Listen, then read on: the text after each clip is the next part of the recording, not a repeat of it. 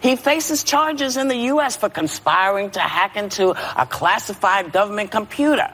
WikiLeaks tweeted that he's won dozens of journalism awards, nominated for a Nobel Prize every year since 2010, and this is just a campaign by the CIA to delegitimize and dehumanize him.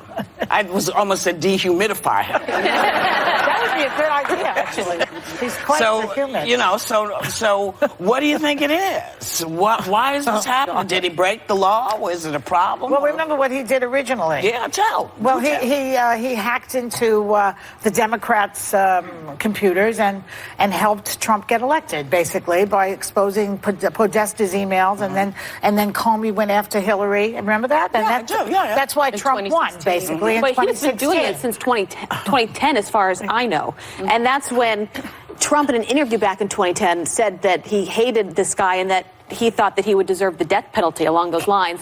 Then in 2016, when it was hacking the DNC, he promoted him, said that he loved WikiLeaks, and basically promoting the information he was sharing so if it about. works for him, he loves it. If it doesn't work for him, he doesn't like it. But here's the weird thing, though, is even after praising him, it was under the Trump administration, the DOJ, in 2017, that prosecuted Julian Assange. Obama and Holder could have done that the year before, and they punted it.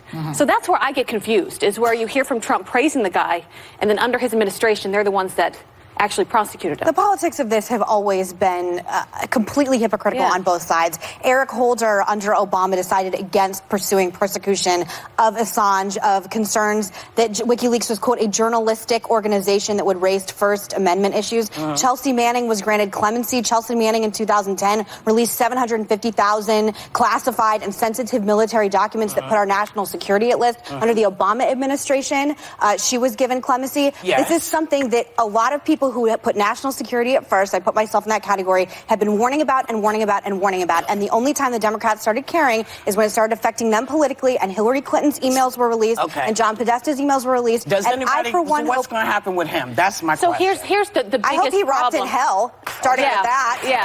Can I weigh in? Go ahead. You know, I think that if you have a problem with Julian Assange and what he released in terms of national security, then you need to have a problem with the Pentagon Papers. You need to have a problem with the Panama Papers. You need to have a problem with the Iraq and Afghanistan war logs being released, because those items being released, I think, protected our democracy. And the reason that the Obama administration and Eric Holder decided not to punt, but decided that our Constitution protected Julian Assange is because our Constitution does protect Julian Assange. Because our Constitution... I'm sorry, I got to push back hard on this. You can push back after I'm finished speaking.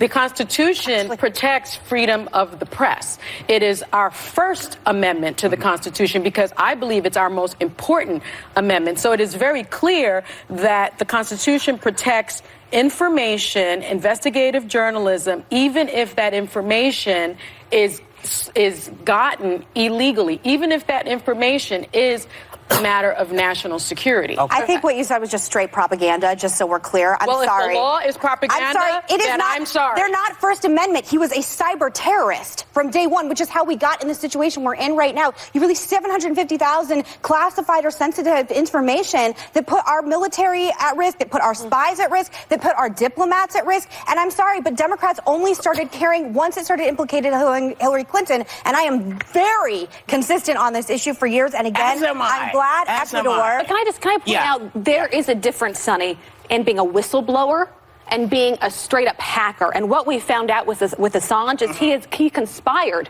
with Russia to meddle in our 2016 election. So it was him. If that is not committing a crime, I don't know what that allegedly is. I think so to say that's under the freedom of speech, I can't get... here's what I would tell you. Let her do it. The Obama administration... this happened in 2010 is what you're talking about. My dad was ambassador to China at the time I was living there, and I remember it was so awful for the embassy because spies that were working over there, their names were released and put out to the public, and that puts their lives at risk. In 2010, the Obama administration looked at this.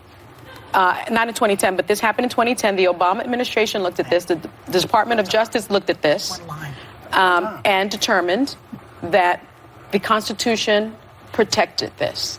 It's cyber terrorism. Of lawyers. It is cyber Whatever terrorism. it is, we got to go. Okay. Whatever it turns out that it is, we got to go. We'll be back.